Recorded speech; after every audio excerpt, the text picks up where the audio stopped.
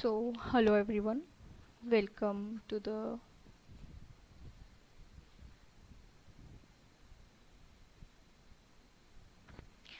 hello everyone.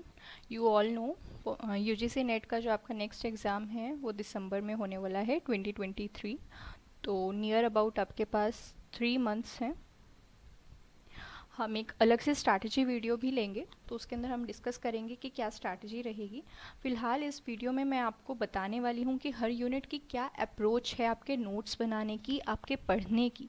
ठीक है, for example अगर हम यूनिट नंबर 1 की बात करें तो unit number 1 you all know political theory है। ठीक है, इसका सिलेबस भी अभी हम देखेंगे, तो किस तरीके से आपको इसको अप्रोच करना है, you all should know that. See, unit number 1 political theory, इसके अंदर हमारे दो हेड्स हैं। Number 1 is concepts and number 2 is political traditions. Concepts में आपका नंबर 1 है liberty, then equality, then justice, rights, democracy, power and citizenship. ठीक है, और इसी तरीके से आपके जो पॉलिटिकल ट्रेडिशंस हैं, इसके अंदर आपका है liberalism, conservatism, socialism, Marxism, feminism, ecologism, multiculturalism and post modernism. तो ये आपके जो टोटल 8 टॉपिक्स, आपके सब टॉपिक्स ये हो गए हैं एंड 7 सब टॉपिक्स ये हो गए हैं। तो टोटल मिला के जो ये आपके यहाँ पे नियर अबाउट 15 सब टॉपिक्स हो गए हैं। I hope this is visible to you. ठीक है, 15 सब टॉपिक्स हो गए हैं। तो इसके अंदर आपको हर टॉपिक को कैसे डील करना है, यू ऑल नो कि इस यूनिट से नियर अबाउट आपके 8 to 10 क्वेश्चंस आते हैं। एंड मोस्ट प्रोबेबली, वैसे तो कॉम्प्रिहेंशन देखो किसी भी यूनिट से आ सकता है, but there are very high chances कि यूनिट नंबर 1 से आपका कॉम्प्रिहेंशन रहता है। पैटर्न आपको पता ही होगा कि एटलीस्ट आपके 2 कॉम्प्रिहेंशंस आते हैं जिसमें 5 क्वेश्चंस ईच होते हैं। ठीक है, तो ये तो आपके 10 क्वेश्चंस, ये समझो अगर आप बहुत ध्यान से पढ़ेंगे तो 10 क्वेश्चंस आपके फ्री के हैं। तो ये 15 टॉपिक्स को आपको किस तरीके से डील करना है। सी, यूजीसी नेट में 10 यूनिट्स हैं, हर यूनिट की अपनी एक अप्रोच है एंड वो अप्रोच आपको पता चलती है आपके पीवाईक्यू एनालिसिस से, राइट, कि किस तरीके के क्वेश्चंस किस यूनिट से पूछे जाते हैं। तो इसके अंदर आपको क्या करना है, नंबर 1 इज आपको पता होना चाहिए ये कंसेप्ट या ये ट्रेडिशन क्या है। नंबर 2, आपको हर कंसेप्ट के प्रोपोनेंट्स पता होना चाहिए, कौन कौन इसके प्रोपोनेंट्स हैं। ठीक है, नंबर 3, इन प्रोपोनेंट्स की इम्पॉर्टेंट बुक्स कौन सी हैं। नंबर 4, इन लोगों की इम्पॉर्टेंट कुछ कोट्स होते हैं, कोट्स और यू कैन से सेइंग्स, ठीक है, जो बहुत फेमस है। तो ये चीज़ें आपको इस यूनिट में फोकस करनी है। ठीक है, फॉर एग्जाम्पल अगर आपकी इक्वालिटी है तो इक्वालिटी का कंसेप्ट क्या है, थिंकर्स क्या कहते हैं इसके बारे में, इक्वालिटी कितने तरह की होती है, मेन प्रोपोनेंट कौन है। ठीक है, तो ये सारी थ्योरी आप इसके अंदर पढ़ेंगे और साथ में उस पर फोकस करना है, जो उनके इम्पॉर्टेंट प्रोपोनेंट्स और उनकी बुक्स, ये बहुत बार आपका मैच इट में क्वेश्चन रहता है। सिमिलरली इसी टाइप का क्वेश्चन आपका यूनिट नंबर 2 और यूनिट नंबर 3 क्या, बुक्स एंड ऑथर्स, तो ऐसे हर यूनिट में से क्वेश्चन रहता ही रहता है। ठीक है, so this is about unit number 1। After that unit number 2, it is political thought. And political thought में आपको पता है यहाँ पे इंडियन पॉलिटिकल थॉट्स नहीं है, यहाँ पे आपके वेस्टर्न पॉलिटिकल थॉट, और it will be better if you called it as non Indian political thinkers. ठीक है, जो इंडियन नहीं है, बिकॉज कन्फ्यूशियस वगैरह जो हैं वो इसमें इंक्लूडेड होता है। तो फॉर एग्जाम्पल देखिए, नंबर 1 ही कन्फ्यूशियस है। अब इसमें आपके कितने थिंकर्स हैं, number 1 is Confucius, then Plato, and I hope ये सब आपने ग्रेजुएशन और अपने पोस्ट ग्रेजुएशन में पढ़ रखे हैं. Okay, 5 Hobbes, then Locke, then Rousseau, then Hegel, then Mary Wollstonecraft, then J.S. Mill, Karl Marx, Gramsci, Hannah Arendt, Franz Fanon, and Mao Zedong and John Rawls. तो ये आपके टोटल इसके अंदर 16 थिंकर्स हो गए. ठीक है, इसमें से जैसे कि आपका मैरी वॉलस्टोनक्राफ्ट है, तो she is a feminist. Feminism and feminist जो थिंकर्स हैं वहाँ से आपके एकदम भर भर के क्वेश्चन आते हैं. मतलब आप ये समझ लीजिए 3 से 4 और मोर देन 4+ क्वेश्चंस भी आपको यहाँ से देखने को मिलते हैं. उनके थिंकर्स के जो थॉट्स हैं, उनके कोट्स हैं, उनकी बुक्स हैं. बुक्स पे देखिए डिफरेंट तरीके से क्वेश्चंस बन सकते हैं. एक पूछ सकते हैं कि ये बुक जो है वो किसने लिखी है.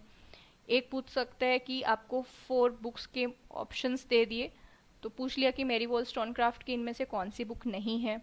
एक आपसे पूछ सकता है, और ऐसा किन क्वेश्चंस में पूछता है, जो क्रोनोलॉजी पूछी जाती है बुक्स की, वो पूछी जाती है जिस क्वेश्चन पे, जिस थिंकर पे वो बार बार बुक्स को पूछ चुके हैं, वहाँ पे बहुत ज़्यादा हाई पॉसिबिलिटी हो जाती है कि वहाँ पे क्रोनोलॉजी से क्वेश्चन आपका रहेगा. ठीक है, इसी तरीके से फिर आपका एक मैच इट का क्वेश्चन बनता है. ठीक है, तो इसमें क्या हो गया, मल्टीपल चॉइस हो गया, डायरेक्ट आपका कोई भी आंसर हो गया, क्रोनोलॉजी हो गई, एंड मैच इट हो गया. इस टाइप के क्वेश्चंस यहाँ पे रहते हैं. अब आपको इसको अप्रोच कैसे करना है, सी ये एग्जाम्पल है, बाद में दिखाऊंगी मैं आपको.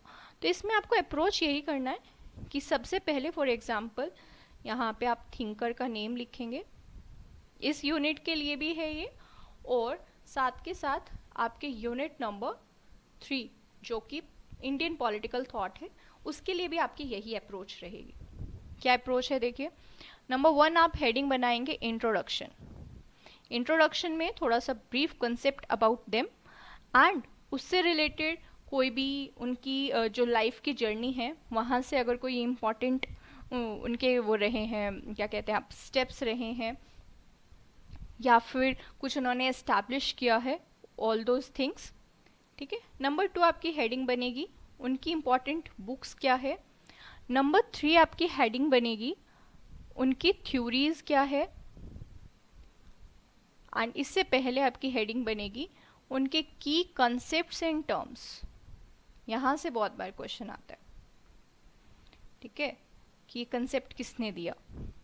उसके बाद आपकी हेडिंग बनेगी कोट्स. थोड़ा सा लिटिल बिट सा डिफरेंस है अप्रोच में. अगर हम देखेंगे यूनिट नंबर 3 की अप्रोच में, जो कि आपकी इंडियन पॉलिटिकल थिंकर्स हैं, उसके अंदर है ना उनकी क्रोनोलॉजी से क्वेश्चंस बहुत रहते हैं. क्रोनोलॉजी इन द सेंस उन्होंने पर्सनली, बिकॉज आप देखेंगे ये मैक्सिमम आपके प्री इंडिपेंडेंस भी हैं इसके अंदर, प्री इंडिपेंडेंस भी है एंड पोस्ट इंडिपेंडेंस भी है, तो उनका क्या कंट्रीब्यूशन रहा है. ठीक है, वहाँ से बहुत क्वेश्चंस रहते हैं. उन्होंने कोई ऑर्गेनाइजेशन एस्टैब्लिश की है, कोई और पर्सनल उन्होंने जो स्टेप्स लिए, वहाँ से बहुत क्वेश्चंस रहते हैं. एंड फिर आपके ये बुक्स तो हैं ही, और जो वो थ्योरी देते हैं वो भी है. सो मैं आपको एक बार अपने नोट्स दिखाती हूँ फॉर योर रेफरेंस.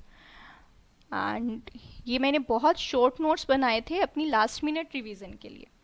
ठीक है, तो इसके अंदर देखिए फॉर एग्जांपल हमारे नोट्स हैं एरिस्टोटल के ऊपर. I hope is it visible to you. ये है अबाउट, यहाँ पे हमने लिख दिया कि बर्थ कब हुआ, and father and all in सब का नेम है, साथ में अकेडमीज़, इनके स्कूल का नाम, ये कई बार पूछा जाता है, लीसियम. ठीक है, उसके बाद आ गए वर्क्स, और यू कैन से बुक्स. ये मैंने क्रोनोलॉजिकल ऑर्डर में ही लिखी है, तो निकोमैकियन. हाँ, एक चीज़ और, बुक में कुछ बुक्स इतनी इम्पॉर्टेंट है कि उसका कंटेंट और यू कैन से वो बुक किस बारे में है ये आइडिया आपको होना चाहिए. ठीक है, so these are the books, all the books, जो कि क्रोनोलॉजिकल ऑर्डर में ऑलरेडी मैंने लिख दिया है। उसके बाद theories, for example theory of state दिया, तो बहुत ही छोटा सा। अब ऐसा नहीं है कि अगर आप इसको फर्स्ट टाइम पढ़ रहे हो तो आपको समझ में आ जाएगा कि एक स्टेट को बिल्ड करने के लिए 3 एलिमेंट्स जो यहाँ लिखे हैं, फेलोशिप, पॉलिटिकल ऑर्गेनाइजेशन और जस्टिस, इसके बारे में एरिस्टोटल ने क्या कहा है। Okay, and you can't cram all these things. तो ये आपके शॉर्ट नोट्स जो हैं ये आपको तभी काम आते हैं, शॉर्ट नोट्स कभी भी फर्स्ट रीडिंग के बाद नहीं बनते। तो शॉर्ट नोट्स आपको तभी काम आते हैं जब आप उनको रिवीजन पर्पस के लिए बनाते हैं, ठीक है। वैसे तो एरिस्टोटल में चाहे आप चाहें तो यूजीसी नेट के लिए 50+ पेजेस के भी नोट्स बना सकते हैं, but that's not useful. Okay, उसके बाद है whole state is of necessity and all, मतलब स्टेट के बारे में इंपॉर्टेंट क्या उन्होंने कहा है। फिर स्लेवरी में कि इंस्टीट्यूशन ऑफ स्लेवरी को डिफेंड किया है, तो यहीं पे फिनिश हो गया कि येस, इंस्टीट्यूशन ऑफ स्लेवरी से रिलेटेड जो भी चीज़ें हमने पढ़ी हैं वो सब आ जाएगी, कि नेचुरल स्लेवरी हो गया, नेसेसरी स्लेवरी हो गया, एक्सपीडियंसी हो गया, ठीक है। तो ये कुछ अपने डिफेंड पॉइंट्स उन्होंने कुछ आर्ग्यूमेंट्स दिए। उसके बाद उनकी थ्योरी रही है सिटीजनशिप पे, तो उसके बारे में उन्होंने क्या कहा है। उसके बाद आ जाएगा गवर्नमेंट के और कॉन्स्टिट्यूशनलिज्म, 158 कॉन्स्टिट्यूशंस उन्होंने रीड किए थे, तो किस तरीके से, मतलब प्योर फॉर्म में एंड कंसेप्ट फॉर्म में। अगर आपने एरिस्टोटल को पढ़ा है तो ये तो सबसे ज़्यादा इंपॉर्टेंट थ्योरी है उनकी, ठीक है। तो यहाँ से इस तरीके से आप अपने नोट्स को प्रिपेयर कर सकते हैं।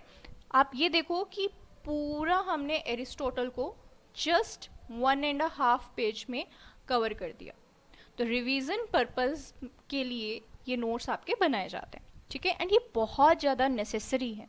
जब लास्ट में आप 5 डेज का अपना रिवीजन प्लान रखेंगे ना, और हर दिन में जब आपको 2 यूनिट्स की रिवीजन करनी होगी, so you will feel the need of these notes, ठीक है। उस टाइम पे आप अपनी जो आपने 10-12 बुक्स अगर पढ़ी हैं, या फिर कहीं से कोचिंग ली है, या कहीं से अपने कंसेप्ट को किया, या खुद के भी नोट्स बनाए हैं, बट उसके आपके पास 10 रजिस्टर्स हैं total, so how will you manage to revise all of them, ठीक है। टोटल मिला के अगर आपके एक तो 200 पेजेस में आपके 10 यूनिट्स जो हैं वो फिनिश हो जाए, और एक आप 200 ईच 10 यूनिट पे लगा रहे हैं, तो रिवीजन पर्पस के लिए कौन सा इंपॉर्टेंट है, दिस वन, ठीक है। मल्टीपल रिवीजन्स आप इससे कर सकते हैं। तो रेवोल्यूशन पे थ्योरी होगी, सिमिलरली डेमोक्रेसी पे उन्होंने क्या कहा है, ये सब हो गया। फिर यहाँ से क्वेश्चन क्या है, एक बार रिपब्लिक से रह चुका है, इसी टाइप से पॉलिटिक्स पे भी क्वेश्चन आ सकता है, जो पॉलिटिक्स बुक है एरिस्टोटल की, तो उसके कौन कौन से इंपॉर्टेंट चैप्टर्स हैं। And you will be amazed to know that Manusmriti पे भी इसी टाइप का क्वेश्चन आ चुका है कि कौन कौन से चैप्टर से रिलेटेड। तो जो बुक पे बार बार आपके क्वेश्चंस रहते हैं, वहाँ पे ये पॉसिबिलिटी बन जाती है कि वहाँ से आपके क्वेश्चंस जो हैं वो थोड़ा डिटेल में पूछे जाएंगे। सो हमने इस क्लास में यूनिट नंबर 1, 2 एंड 3 इन तीनों यूनिट्स की अप्रोच कर ली है कि किस टाइप से आपको नोट्स बनाने हैं, किस टाइप से आपको उनको रीड करना है। और उसके बाद वन मोर थिंग जो बहुत इंपॉर्टेंट होती है आपके एग्ज़ाम के लिए, देखिए 2 ही चीज़ें हैं जो लास्ट के डेज में आपको करना है एक बार सिलेबस करने के बाद, that is revision, then MCQ practice और you can say mocks, then again revision, then mocks. तो ये साइकिल आपकी इसमें चलती रहेगी। तो एक और चीज़ जो आपको ध्यान रखनी है वो है कि इन दिनों में आप PYQ एनालिसिस करेंगे, एटलीस्ट पिछले मिनिमम है 3 इयर्स का तो पक्का, ठीक है। 3 इयर्स मतलब अगर हर साल में 2 बार एग्ज़ाम हो रहा है तो आपके टोटल 6 पेपर हो गए, और हर पेपर में 100 क्वेश्चंस ईच हो गए। तो ये जो 600 क्वेश्चंस हैं इनको आपको बहुत अच्छे से एनालिसिस करना है। अब अगर हम इस क्वेश्चन एनालिसिस की भी बात करें तो कैसे होगा ये भी देखिए। PYQ एनालिसिस का आप एक अलग से अपना रजिस्टर लगाएंगे, ठीक है। उसमें फॉर एग्जांपल क्वेश्चन नंबर 1 है, सबसे पहले तो आपके पास प्रिंटेड फॉर्म में आप प्रिंट आउट निकलवा लीजिए प्रिंटेड फॉर्म में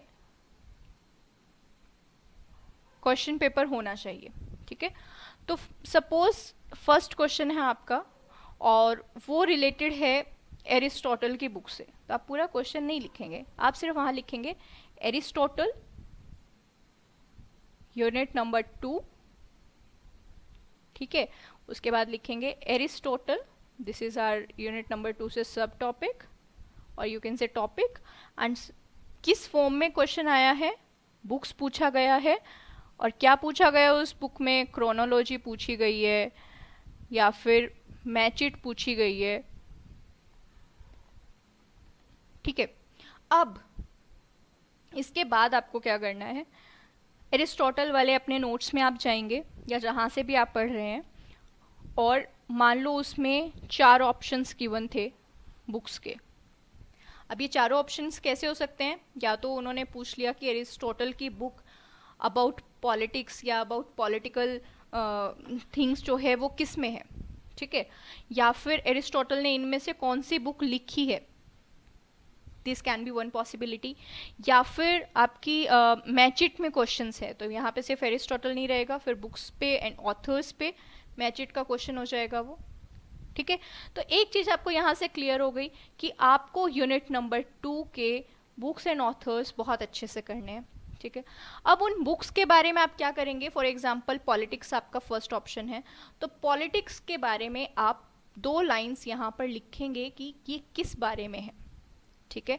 और अगर आपको एनालाइज करते वक्त ये फील हो रहा है कि पॉलिटिक्स पे चाहे इस टाइप से या फिर यहाँ पूछ लिया पॉलिटिक्स किसने लिखी है, किसी भी तरीके से अगर ये 2 बार से ज़्यादा रिपीट हो रहा है, तो you need to know the contents और चैप्टर के name, that is index of this book, you must know that, ठीक है। बिकॉज एनटीए जो है वो थोड़ा डिटेल में जा रहा है इस पेपर में, तो इस टाइप से आपको एनालिसिस करना है, ठीक है। डेली के चाहे आप कितने भी क्वेश्चंस करें, जरूरी नहीं है कि आप 50-50 क्वेश्चंस करने बैठ जाएं, बिकॉज इस एनालिसिस में टाइम लगता है, और ये आप खुद जितना करेंगे वो और भी बेटर है। साथ में हम भी ट्राई करेंगे कि पीवाईक्यू एनालिसिस जो है हम हर पेपर का एटलीस्ट 3 साल का यहाँ पर हमारा जो यूट्यूब चैनल है उस पर कंप्लीट करें। And you can join our Telegram channel also, जो कि सेम नेम से है, that is political science by, ये फुल है पूरा, आयुषी राणा, ओके। और you can go to our YouTube channel's description और अबाउट, और वहाँ पे आपको टेलीग्राम चैनल का लिंक जो है मिल जाएगा, you can join from there, okay। so this is how you do PYQ analysis। ऐसा नहीं कि क्वेश्चन रीड किया, आंसर देखा, अच्छा आंसर की में इसका आंसर क्या है, अच्छा ये, ओके हो गया, नेक्स्ट क्वेश्चन अब हम करते हैं, क्वेश्चन नंबर 2, अच्छा आंसर ये है, ओके हो गया, हमें आता है, ठीक है, नहीं आता है, आंसर देख लिया और हम मूव ऑन कर गए नेक्स्ट क्वेश्चन पे। ऐसा नहीं होता है, ठीक है। ऐसा आप सिर्फ अपनी फर्स्ट रीडिंग के लिए कर सकते हैं कि आप ये देख रहे हैं कि क्वेश्चन आपने कभी मतलब आप फर्स्ट अटेम्प्टर हैं, आपने कभी पेपर देखा ही नहीं है, सो उसके लिए you must go with this first. उसके लिए आपको पहले क्वेश्चन से डीप एनालिसिस में नहीं जाना है, उसके लिए आपको इसी तरीके से जाना होगा question by question. So with this I hope this session is valuable for you, so thanks and subscribe the channel.